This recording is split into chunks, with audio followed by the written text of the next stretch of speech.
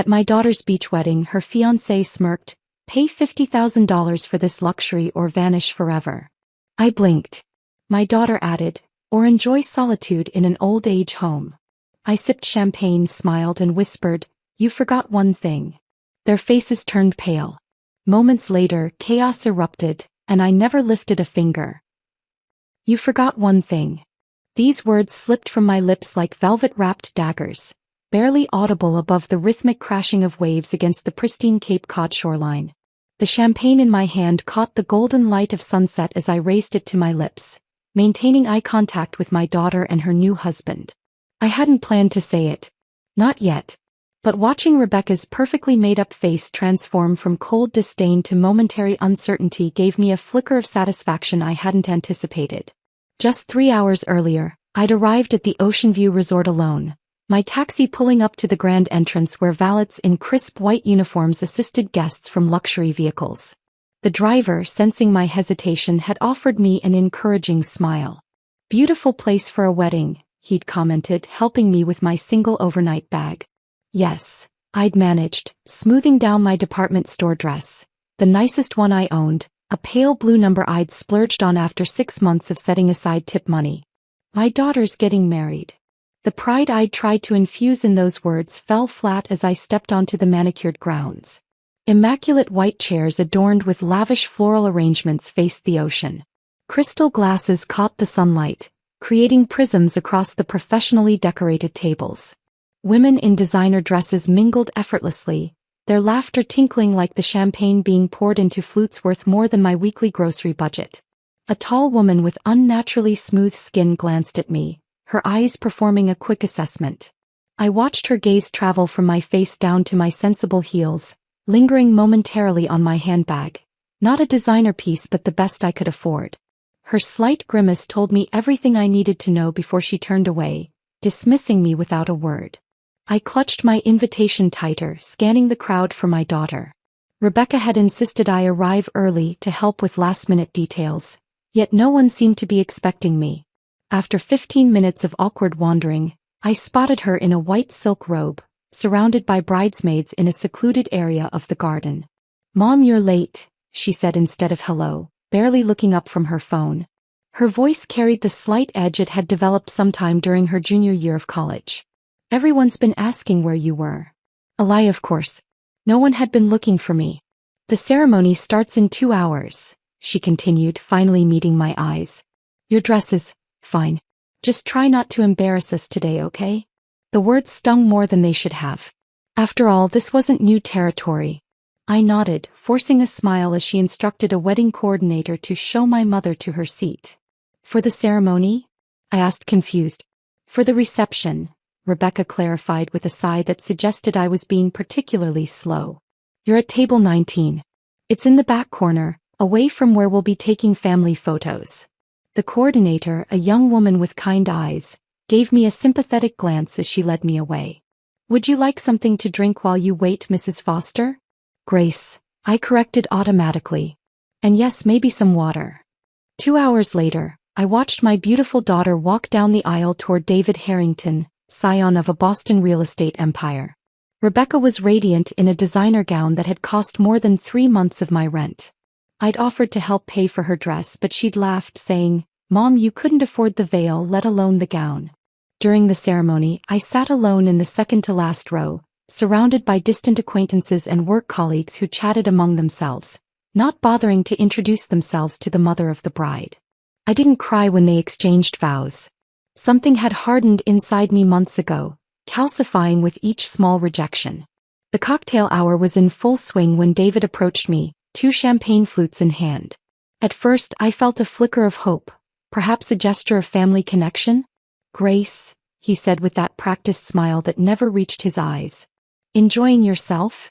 "It's a beautiful wedding," I answered carefully, accepting the champagne. "You and Rebecca must be very happy." "We are," he agreed, glancing around to ensure no one was within earshot. "Though there's still the matter of your contribution to discuss." I froze, the flute halfway to my lips. "My contribution?" "Yes," David continued smoothly, his voice maintaining that charming cadence he used with everyone. "Rebecca mentioned you'd be helping with the final wedding costs. $50,000 should cover it. The champagne suddenly tasted bitter. $50,000? David, I don't have that kind of money. His smile never faltered, but something cold entered his eyes. Grace, let's be honest. We've accommodated your situation as best we could. But appearances matter in our circles. Rebecca's embarrassed enough by your background. The least you could do is compensate for the inconvenience. Inconvenience? I repeated, stunned by his audacity. There you two are. Rebecca appeared at David's side, her wedding dress catching the sunset's glow. She looked like a princess from a fairy tale, one who had forgotten her humble beginnings. Mom, has David talked to you about our arrangement? He mentioned something about $50,000, I said quietly. Rebecca's smile remained fixed, her voice dropping to a whisper. It's not much considering what we've done for you. We invited you despite David's parents' reservations. We gave you a seat at the reception. If you can't contribute financially, perhaps it's best we go our separate ways. What are you saying? I asked, although I already knew. I'm saying there's a lovely retirement community in Arizona where you wouldn't bother anyone, she replied coolly. Your choice. Pay for the luxury of being in our lives or vanish forever. It's really quite simple. I looked between them, my daughter and her new husband, standing before me like royalty addressing a peasant. 18 years of sacrifice, 3 jobs at once to put her through college, my retirement fund poured into her boutique. All forgotten. Something settled inside me then. A calm certainty. I sipped my champagne slowly, letting the moments stretch. Then I looked directly into their confident faces and whispered, "You forgot one thing." The flash of fear that crossed their expressions was unmistakable. They hadn't expected defiance. "Excuse me," I said, rising gracefully. "I need to powder my nose." As I walked away, I could feel their eyes boring into my back. They had no idea what was coming, what I had been preparing for months. The chaos that would erupt would be entirely of their making. And I wouldn't have to lift a finger. As I walked away from Rebecca and David, my heels clicking against the polished stone path leading to the resort's main building, memories flooded through me, not of my daughter's wedding day, but of another night 18 years ago when I made the most important decision of my life. Rain had pounded against the windows of our small Boston apartment as I pressed my trembling fingers against my swollen cheek. Tom had finally fallen asleep after his latest rage, his snores echoing through our 2-bedroom unit like distant thunder. 4-year-old Rebecca had witnessed it all from the hallway, her stuffed rabbit clutched to her chest, tears streaming silently down her face. She'd already learned that making noise during Daddy's bad times only made things worse. That was the moment everything changed. Not because it was the worst beating, it wasn't, but because of the look in my daughter's eyes. Understanding. Recognition. The beginning awareness that this was what love looked like. I moved with terrified precision that night, packing only essentials into a single duffel bag.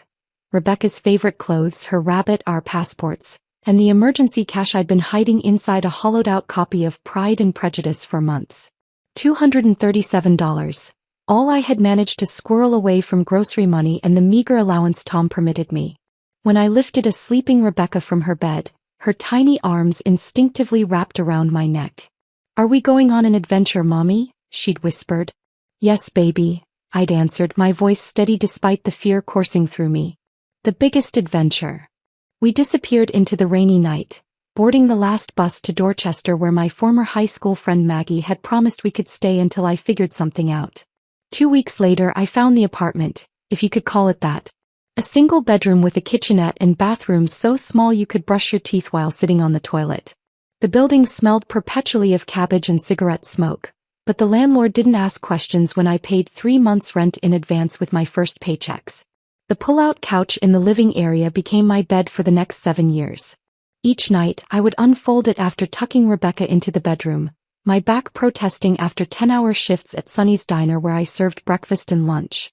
After a quick shower and meal, I'd change into my professional clothes, a navy skirt and white blouse I found at Goodwill, and head to Dr. Miller's dental practice where I answered phones until 9. But between those exhausting hours were golden moments that made every sacrifice worthwhile. I still remember Rebecca's face the first time she read a complete sentence from the second-hand books I'd bring home. The cat sat on the mat. "I did it, Mommy. I read it all by myself," she'd exclaimed, her eyes widening with pride and wonder. You're the smartest girl in the world, I'd told her, meaning every word. We celebrated life's small victories with grocery store cupcakes. $2.99 for a pack of 6 that we'd carefully divide over several days. When Rebecca lost her first tooth, when she got all A's on her report card, when she was chosen for the elementary school spelling bee, each milestone marked with the ritual of choosing which color frosting we wanted that week. One day, I promised her as we sat at our wobbly kitchen table, you'll have every opportunity one never had. You'll go to college, you'll wear beautiful clothes, you'll never worry about having enough. Will you be there too, Mommy? She'd asked, blue frosting smeared across her upper lip. Always, I'd promised. I kept that promise through middle school and high school, through Rebecca's awkward phases and triumphs. I started putting aside money for college when she was 10, opening a dedicated savings account where I deposited whatever I could. Sometimes just $5 a week, sometimes more when I picked up extra shifts during holidays. The day the acceptance letter from Boston University arrived, Rebecca danced around our small apartment, the prestigious letterhead clutched in her hands. I got in, Mom. I really got in. That night, after she'd fallen asleep, I cried for the first time in years. Tears of pure pride mixed with panic about the tuition costs that her partial scholarship wouldn't cover. By morning, I had a plan. In addition to the diner and dental office, I took on weekend inventory work at a local department store and started cleaning houses for wealthy families in Back Bay twice weekly. My schedule became a blur of uniforms, bus routes, and quick naps between shifts. On weekends when Rebecca would visit from her dorm, I'd hide the bone-deep exhaustion behind bright smiles and freshly dyed hair to cover the increasing gray. Mom, you look great, she'd say, and I'd feel a surge of relief that she couldn't see the truth. That some nights I was so tired I'd fall asleep still wearing my shoes. The change was gradual, almost imperceptible at first.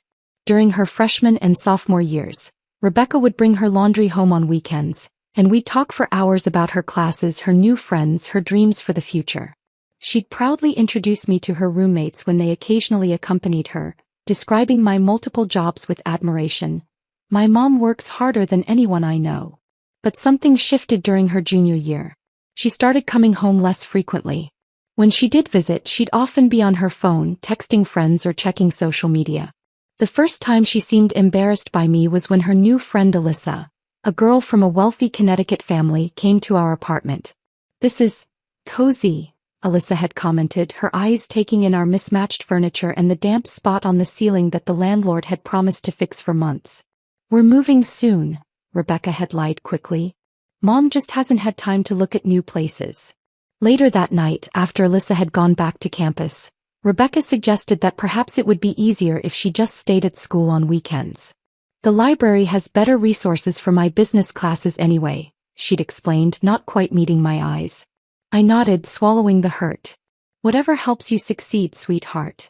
I didn't tell her that I'd already been planning to pick up a 6th shift at the diner on Saturdays. Her success was all that mattered, even if the path to it gradually took her away from me. Rebecca graduated with honors, her business degree from Boston University opening doors I never dreamed possible for my daughter. I sat in the audience during the ceremony, cheeks aching from smiling so hard, watching her confidence stride across the stage. My hands were raw from extra shifts, the skin cracked and reddened from cleaning chemicals, but I wore gloves to hide them as I applauded louder than anyone. 2 weeks after graduation, my phone rang at 11:43 p.m., just as I was collapsing into bed after a double shift. "Mom." Rebecca's voice trembled on the line. "Are you awake? I need to talk to you." I sat up immediately, sleep forgotten. "What's wrong, sweetheart? Are you okay?" "I found it, Mom," she said, words tumbling out between sniffles. "My dream. My purpose." She explained how she'd stumbled upon a vacant storefront in an up-and-coming corner of Beacon Hill. The space was small but had character. Exposed brick walls, original hardwood floors, and large windows perfect for displays. The landlord had given her a tour and mentioned how the area was attracting young professionals and fashion-conscious residents. "I could open my own boutique," she whispered, her voice filled with a mixture of terror and exhilaration. "Curated pieces for professional women. Unique items you can't find at department stores. I've already started contacting small designers." "That sounds wonderful," I said, genuinely excited for her vision. Then came the real reason for her call. But I need startup capital. The landlord wants first and last month's rent plus security deposit by next week to hold the space. And then there's renovation, inventory, marketing. Her voice cracked. I don't have that kind of money, Mom. No bank will loan to someone fresh out of college with no business history. I closed my eyes, knowing instantly what I would do. How much do you need? Mom, I don't expect you to. How much, Rebecca? There was a pause before she answered, $97,000. The figure might as well have been $1 million. It was far more than I had in my savings account. But there was my retirement fund. Modest by most standards but religiously contributed to for 18 years. It was everything I had managed to set aside for my future. I'll have it for you by Monday, I promised. Her gasp was audible. Mom, how? That's everything you have. Not everything, I said softly. I have you. 3 days later I sat in Sarah Miller's office, my high school friend who had become a paralegal at a respected Boston law firm. I'd helped her through a difficult divorce years ago, letting her sleep on my pull-out couch for 3 months when she had nowhere else to go. Are you absolutely certain about this, Grace? Sarah asked, pushing her glasses up on her nose as she reviewed the paperwork for liquidating my retirement account. This is every penny you've saved. I'm certain, I replied. Sarah's lips pressed into a thin line. Then we're doing this my way. She pulled out additional documents. I'm drawing up partnership papers. You'll maintain 51% silent ownership. Rebecca will be the face of the business, but you'll have legal protection. I started to protest, but Sarah held up her hand. This isn't just about protecting you, Grace. It's about protecting Rebecca too. What if the business fails? What if there are liability issues? This creates a legal structure that safeguards both of you. Reluctantly, I agreed, though I never intended to exercise any control over Rebecca's dream. When we presented the paperwork to her, she signed without fully reading it, too excited about securing the storefront to pay much attention to legal details. Rebecca's closet opened 3 months later. The grand opening was modest. A small cheese platter, inexpensive champagne, and handwritten invitations to everyone in Rebecca's network.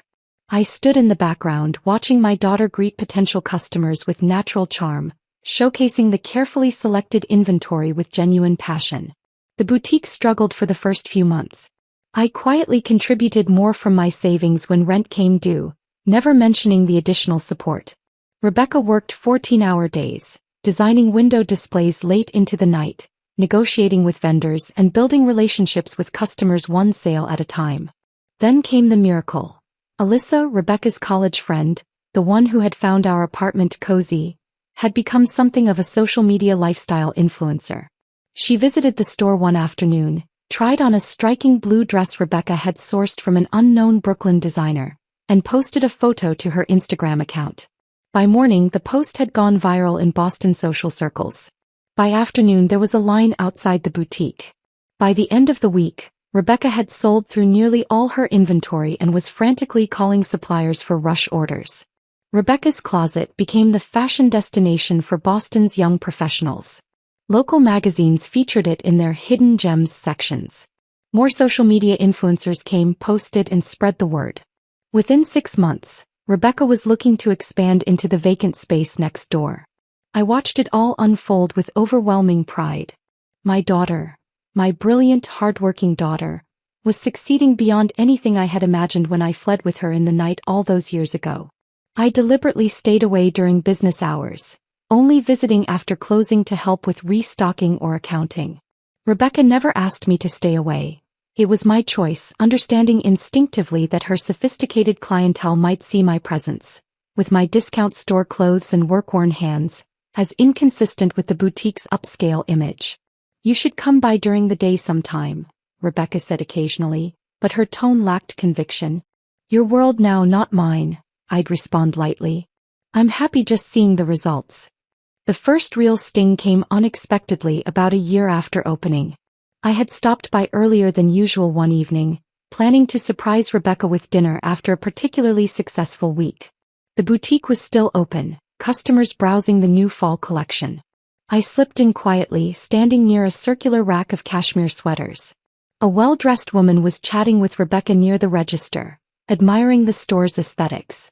You've created something special here, the woman commented. How did you manage to build such a perfect boutique right out of college? I smiled, waiting to hear Rebecca acknowledge the partnership, the support, the years of sacrifice that had made her dream possible. Instead, my daughter tossed her hair back confidently and replied, I built this business from nothing. Just hard work, determination, and a clear vision. Nobody handed me anything. I made it happen through pure grit. The words hit me like physical blows. Nobody handed me anything. I built this from nothing. In that moment, standing among expensive clothes purchased with my retirement fund, I became invisible in my daughter's narrative, erased completely from her success story. The boutique that had been intended as the culmination of our journey together had become hers alone. I backed away silently, dinner plans forgotten, and slipped out the door before Rebecca could see me. Outside, leaning against the brick wall of the building, I took deep breaths of the cool evening air, trying to rationalize away the hurt. This was what I had wanted, wasn't it?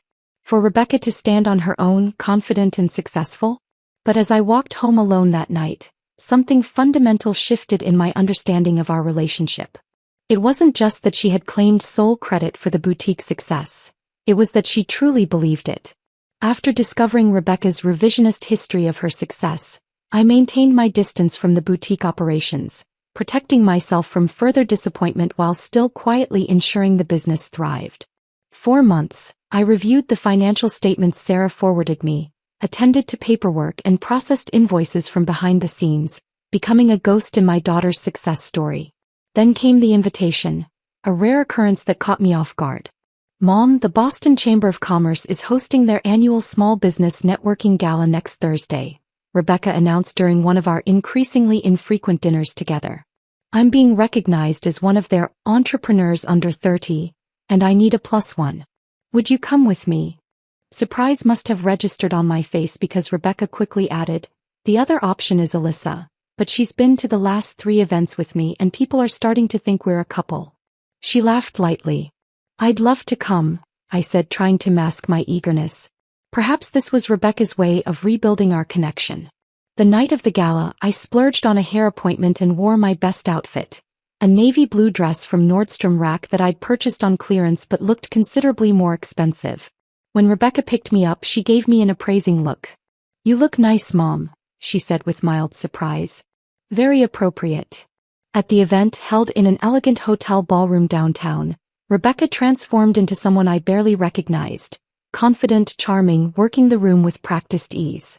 I stayed close enough to appear together but far enough away to let her shine, sipping sparkling water and smiling at strangers who glanced my way. During her brief acceptance speech, Rebecca again omitted any mention of my involvement in her business journey. I'd expected it this time, so the sting was duller, more a familiar ache than a fresh wound.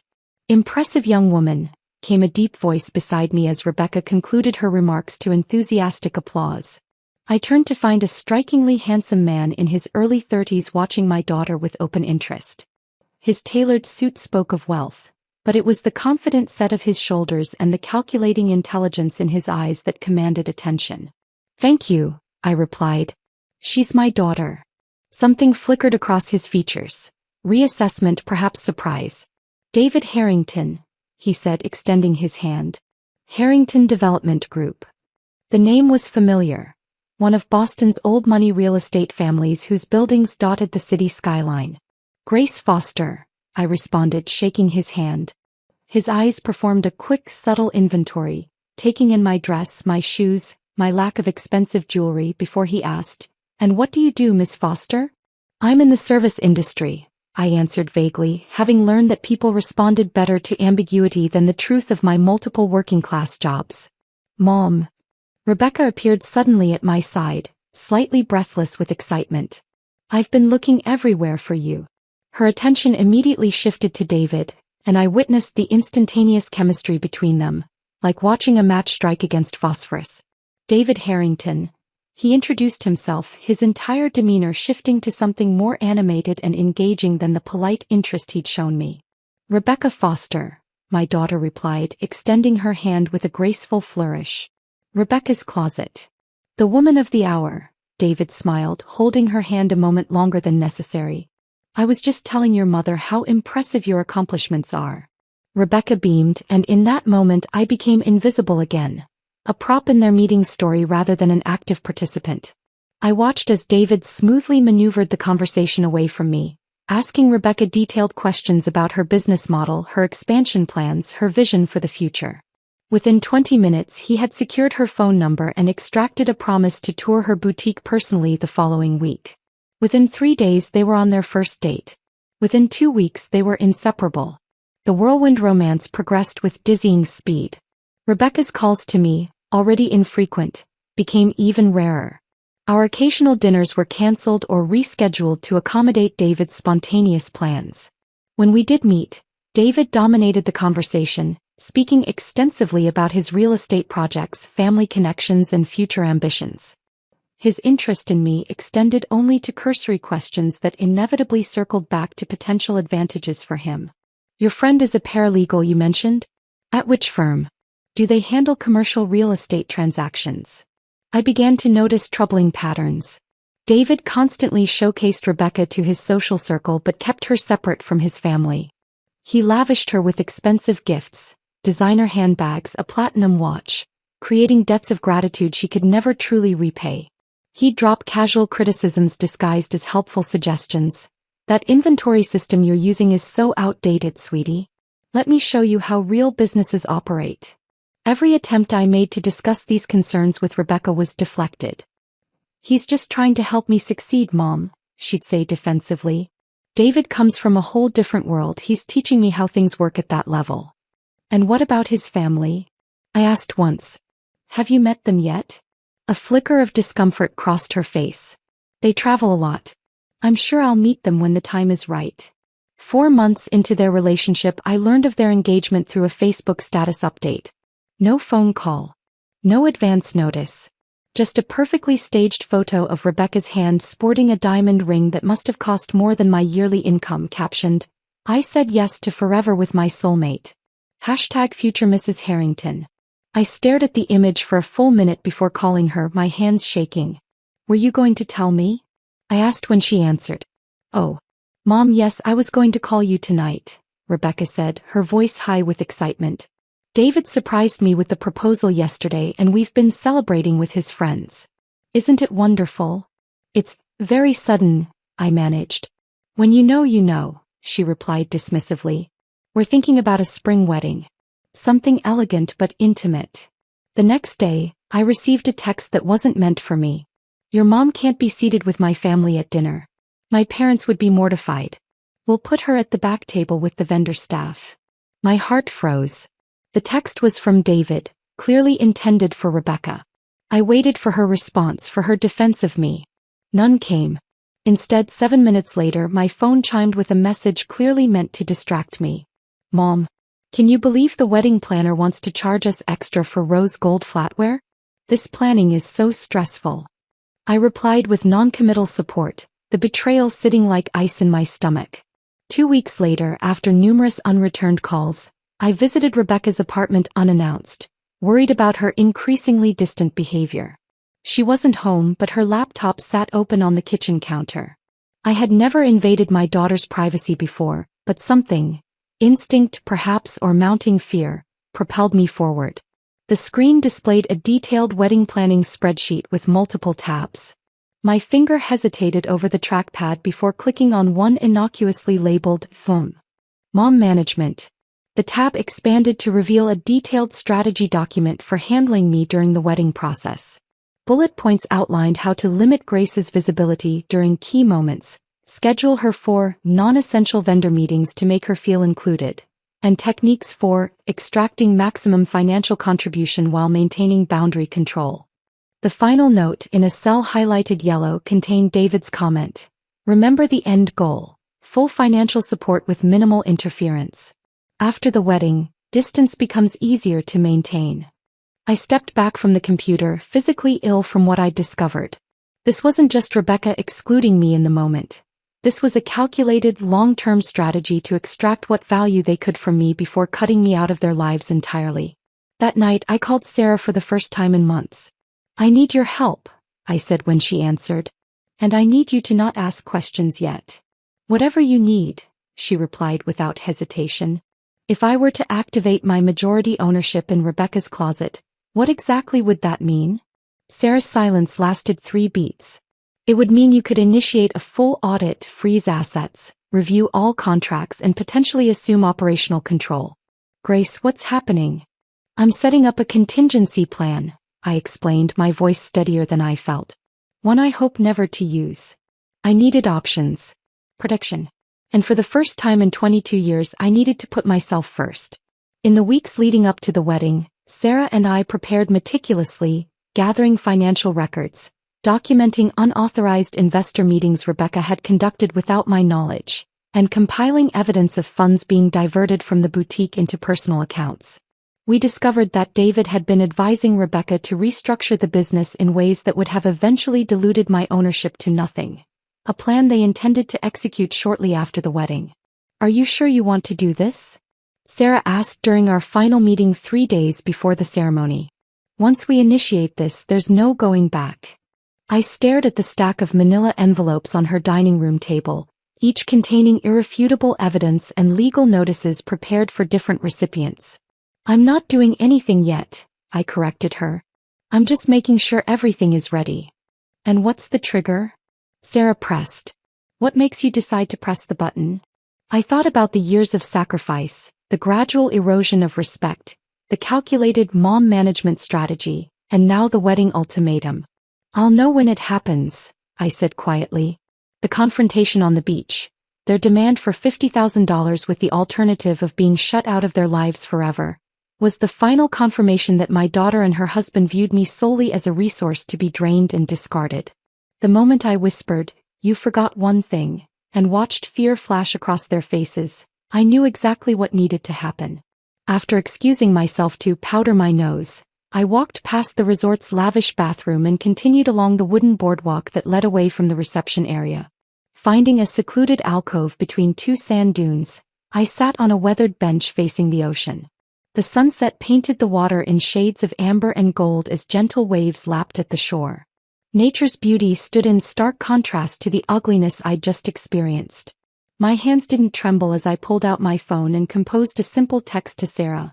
Sandcastle time. 3 dots appeared immediately, followed by her response. Understood. Packages delivering now. Legal team standing by. Are you okay? I will be, I typed back. I remained on that bench for exactly 7 minutes, breathing deeply, saying goodbye to the dream of what my relationship with Rebecca could have been. Then I slipped my phone back into my purse and returned to the reception, taking a circuitous route that allowed me to observe without being immediately seen. The wedding coordinator was the first to approach David's parents at their prominent table near the dance floor. She handed them a sealed envelope with professional courtesy. This was delivered for you, Mr. and Mrs. Harrington. Similar scenes played out across the venue as staff members discreetly delivered identical envelopes to specific guests. All boutique investors David had secretly brought in without my knowledge or consent. I watched as confusion gave way to concern as documents were extracted and examined. David's father was the first to react, his face flushing crimson as he abruptly stood, napkin falling forgotten to the floor. He scanned the room with narrowed eyes before locating his son near the bar and striding purposefully in that direction. Simultaneously, a synchronized symphony of electronic alerts began chiming across the venue, Rebecca's business email address sending automated notifications to everyone connected to the boutique's operations.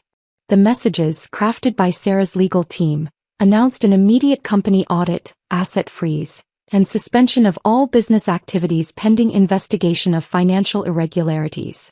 I stepped out from my secluded vantage point, moving quietly along the perimeter of the reception. David was now engaged in an intense whispered argument with his father, whose finger jabbed repeatedly at the documents in his hand. Rebecca stood frozen beside them, her perfect makeup unable to conceal her growing panic. When she spotted me, Rebecca broke away, rushing toward me with desperation in her eyes. Mom, what is happening? Everyone's getting these crazy emails about the boutique. Not crazy, I corrected calmly. Accurate. I'm exercising my rights as majority owner. David appeared at her side, his practiced charm entirely evaporated. What have you done? He hissed, keeping his voice low to avoid drawing more attention. I've protected my investment, I replied, maintaining the same even tone. Did you really think I wouldn't discover your plans to cut me out? The unauthorized investors? The diverted funds? Rebecca's face paled beneath her makeup. We can explain all of that, she stammered. It was just temporary, to build capital for expansion. Into David's side project, I finished for her. The South End development that somehow received a $200,000 investment from Rebecca's closet reserves without the majority owner's knowledge or approval. David's eyes darted nervously to where his parents were now speaking with another couple, both holding the damning documents. You have no idea what you've done, he warned. My family has connections you can't imagine. Is that why your father looks ready to disown you right now? I asked, nodding toward the elder Harrington whose gestures had become increasingly agitated. I wonder how he feels about his son using a small boutique as a personal piggy bank for a failed real estate venture. The horror dawning on their faces confirmed what I already knew. They had underestimated me completely. They had seen only what they wanted to see. An aging woman with working-class roots who could be manipulated, used, and discarded. Mom, Rebecca whispered, tears spilling down her cheeks, ruining her carefully applied makeup. You have to fix this. Please. Everything we've worked for will be destroyed. Everything I worked for, I corrected gently. Everything I sacrificed for. Everything I built that you claimed as your sole achievement.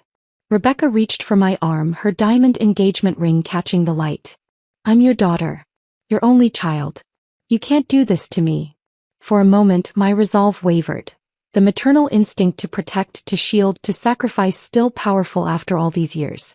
But then I remembered the mom management spreadsheet, the casual cruelty of their plans, and the ultimatum delivered over champagne flutes. I already did, I said softly. You both showed me exactly who you are and what I'm worth to you. I simply believed you. David's phone began ringing, his father calling from across the room. Rebecca's phone chimed with more email alerts as the legal process initiated by Sarah continued to unfold.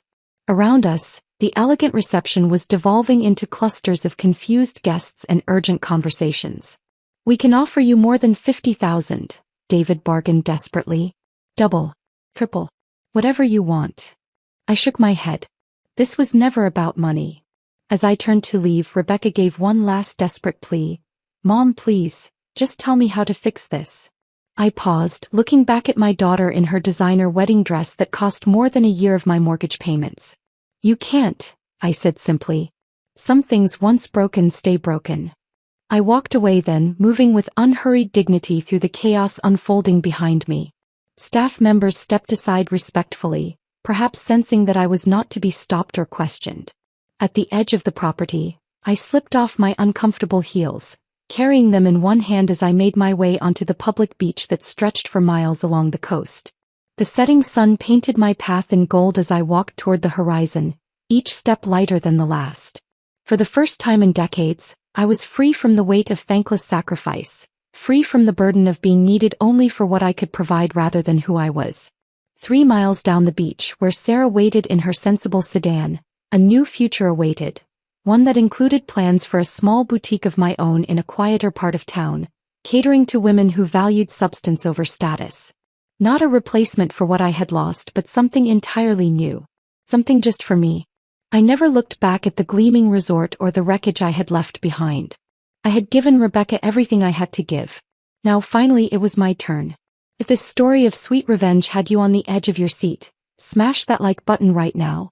My favorite part was when Grace whispered, "You forgot one thing" at the beach wedding, knowing her perfectly planned revenge was about to unfold. What was your favorite moment? Drop it in the comments below. Don't miss more thrilling stories like this. Subscribe and hit that notification bell so you never miss an upload.